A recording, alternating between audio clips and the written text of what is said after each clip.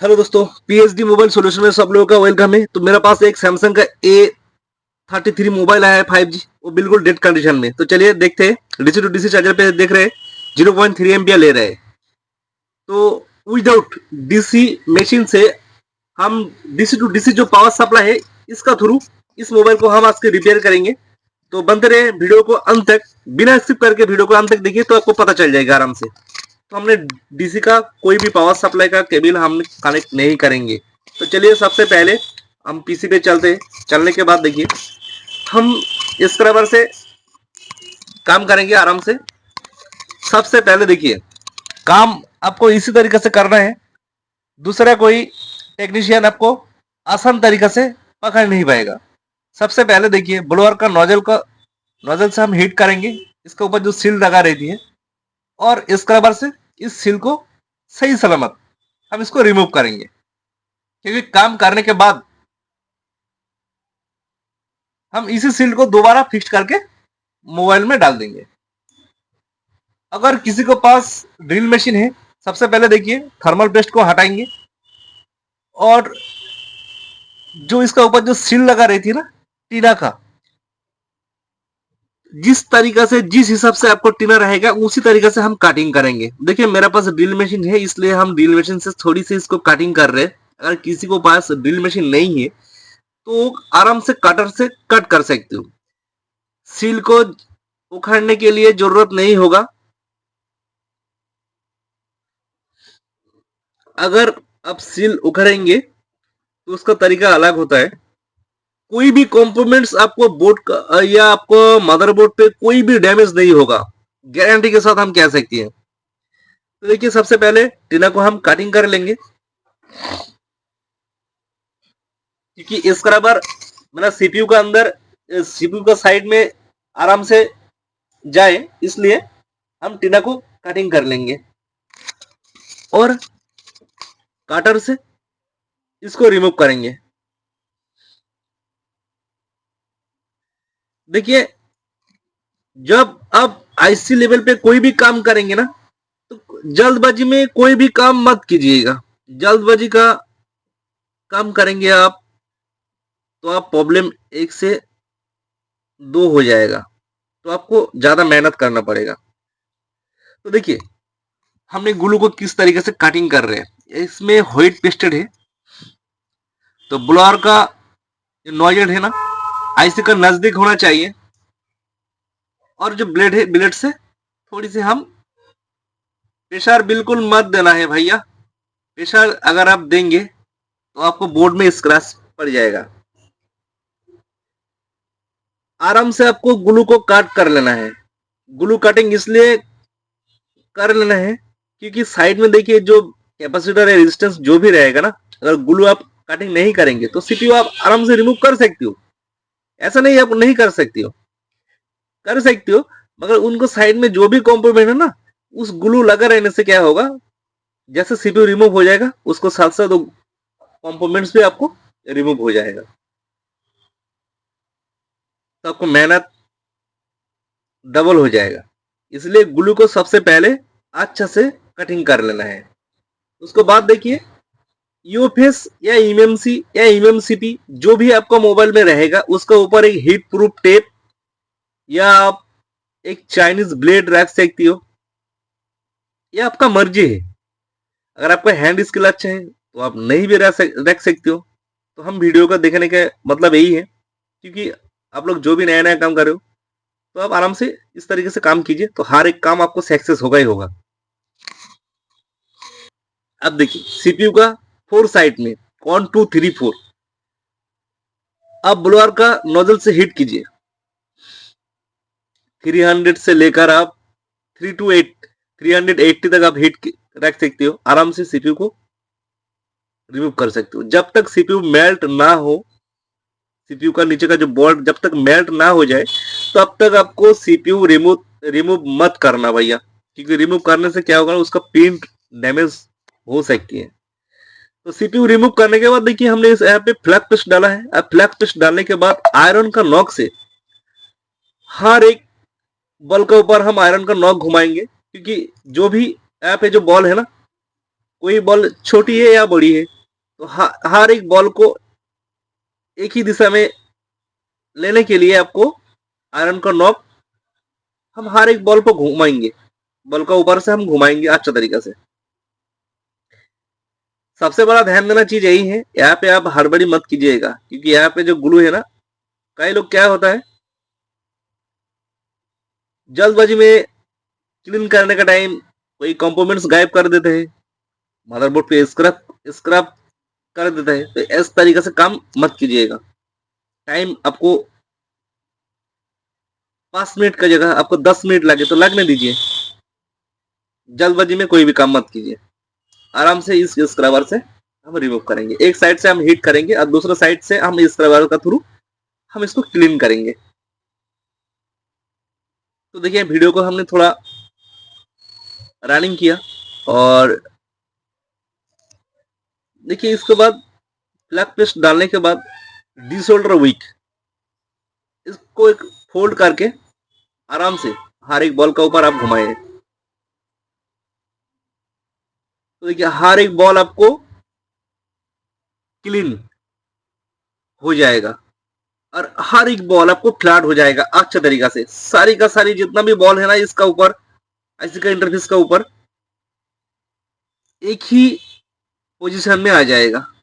अब हम इसको फाइनली ईयरबड का थ्रू क्लीन करेंगे और सीपीयू आईसी को जो पीसीबी है ना इसको हम एक साइड में रखेंगे। देखिए जो भी ब्लैक ब्लैक स्पॉट है ना वहां पे नो कनेक्शन का पिन था, उसमें कोई दिक्कत नहीं होगा।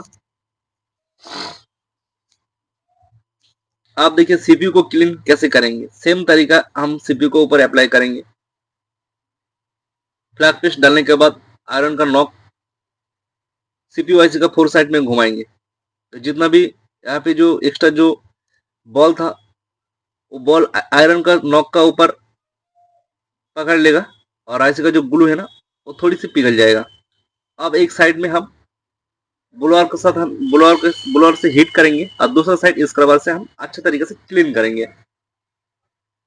तो यहाँ पे अब जल्दबाजी में कोई भी काम मत कीजिएगा, क्योंकि जबरदस्ती आप क्लीन करेंगे ना ऐसे को ऊपर स्क्रैप हो सकती है, कोई भी पिन आपको डैमेज भी हो सकती है, तो आपको मेहनत डबल हो जाएगा।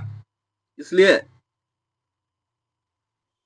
सही सलामत काम कीजिए, ऑन टाइम में आप काम कीजिए और ऑन टाइम में आपको सक्सेस होगा।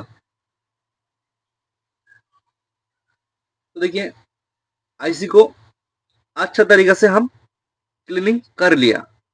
अब क्लीनिंग करने के बाद देखिए आईसी के ऊपर जो भी आपको ब्लैक कलर का जो स्पॉट है ना उसको क्लीन हम तार ब्रश से करेंगे। तो चलिए हम आपको दिखाएंगे। तो उसको पहले हम इसको एक बार डिसोल्डर विक से हर एक बॉल को फ्लैट कर लेंगे। देखिए इसके ऊपर पेस्ट आपको डालना ही है, यही आईसी का मेन चीज है। पेस्ट आप ज्यादा डालिए कोई दिक्कत नहीं होगा। आप देखिए सुपर एक्स जो ग्लास प्रोटेक्शन जो ग्लास रहती है ना उसका एक पेपर लेंगे, पेपर कर लेने के बाद उसके ऊपर से हम थिनर लेकर तार ब्रश मारेंगे हम आईसी के ऊपर, जहां पे ब्लैक स्पॉट था उसी जगह पे हम तार ब्रश को अप्लाई करेंगे। हर एक बॉल चांदी का तरफ जैसे चकाचक करेगा ना तब हम आईसी को रिबॉलिंग करेंगे। रिबॉलिंग करने का टाइम देखिए आप कोशिश कीजिए यूनिवर्सल से नहीं, जो भी आईसी का नंबर होगा उस नंबर का हिसाब से आप आईसी को स्टेंसिल खरीद के आप रिबॉलिंग कीजिए, तो हर एक काम आपको ऑन टाइम में सक्सेस होगा, इतना हम गारंटी के साथ कह सकते हैं। रिबॉलिंग करने का टाइम आईसी को एक साइड से आप स्टेंसिल को बिठाए और फिर उसके ऊपर आप पीपीडी को फिलअप कीजिए। एक कॉटन का कपड़ा लीजिए, उससे बाकी जो पीपीडी है ना उसको साफ कीजिए। तो जैसे साफ हो जाएगा उसके बाद आप ब्लोअर का जो नोजल है ना एक साइड से आप हीट करते जाइए।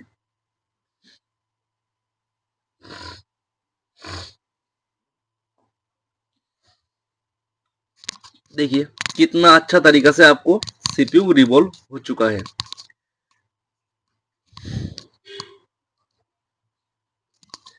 तो देखिए फाइनली सीपीयू आईसी को हमने रिमूव कर लेंगे एक्सटेंशन से। आप इसके ऊपर हीट मार भी सकते हो, नहीं भी मार सकते हो। अगर नया काम कर रहे हो तो इसके ऊपर हीट मारिए सीपीयू आईसी के ऊपर, तो आपको जहाँ पे बॉल जो छोटी मोटी या टेरी हो जाएगा वो अपने आप जगह पे आ जाएगा।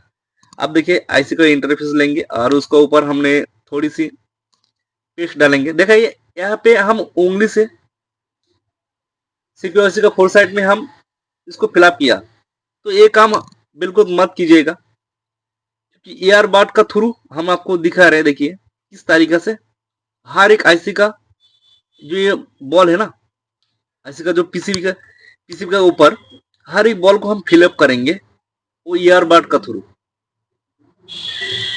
क्योंकि ये जो फ्लैग पेस्ट एक तरीके से केमिकल होता है, तो उसको टच मत कीजिए। अब हम आईसी को देखिए, आईसी का जो नॉस कट पॉइंट जिस दिशा में था उसी हिसाब से आईसी को हम बैठाएंगे अच्छा तरीका से, क्योंकि बैठने के टाइम में आपको सही तरीके से मेजरमेंट करके आपको सीपीयू आईसी को बैठाना होगा। अब जैसे बैठ जाएगा ना, इसके ऊपर हम हीट करेंगे ब्लोअर से। सेम हीट आप रख सकते हो या उसका थोड़ी लो हीट भी आप रख सकते हो। जैसे आपको 330 ऐसे हीट आप रख सकते हो, उसके ऊपर आप फोर साइड में आप घुमाइए। सीपीयू आईसी का फोर साइड में घुमाना है। देखिए आपको चिप्स लेवल का काम आती है ना, तो आईसी को साथ आप खेलवाड़ी जो भी आपका मन में जो भी मर्जी है वो आप आराम से कर सकते हो। अगर आपको काम अच्छे तरीके से आता है तो आईसी के साथ आप खेल सकते हो। देखिए यहाँ पे हम आईसी को मिडिल से टास्क किया है और आईसी को हम हिलाएंगे। देखिए जो भी आपका मन में चाहिए वो आप काम आराम से कर सकते हो। ट्विजर से भी कर सकते हो या आप कोई भी 11 नंबर ब्लेड से भी आप इसको टास्क दे सकते हो, साइड से भी टास्क दे सकती है आप, या कॉर्नर से भी आप टास्क दे सकती हो। तो देखिए कुछ टाइम ठंड होने के बाद मदरबोर्ड को हम स्टैंड से रिमूव करेंगे। देखिए कुछ टाइम वेट करेंगे क्योंकि बोर्ड बहुत हीट रहता है, उस टाइम हम उसको रिमूव नहीं करेंगे।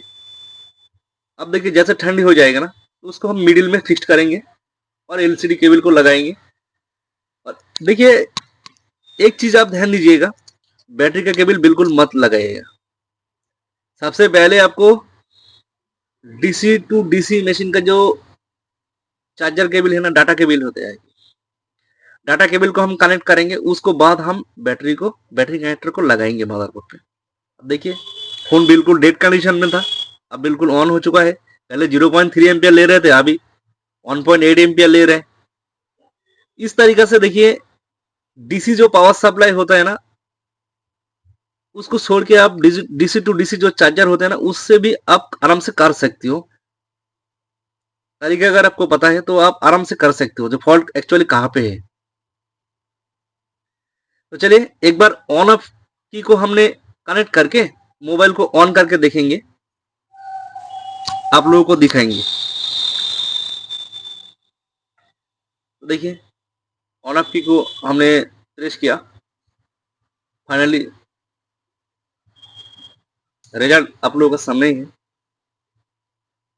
तो इसी तरीके से हर एक काम कीजिए ना, तो हर एक काम आपको ऑन टाइम में 100% सक्सेस होगा। इतना दावा के साथ हम कह सकते हो, क्योंकि खुद किया है बहुत सारा फोन, इसलिए हम ओवर कॉन्फिडेंस से हम बता रहे हैं कि हर एक काम आपको ऑन टाइम में सक्सेस होगा। अगर सोच समझ के आप काम कीजिएगा तो हर एक काम आपको सक्सेस होगा। तो असली इतने काफी है, मिलते हैं नेक्स्ट वीडियो में नेक्स्ट टॉपिक पर।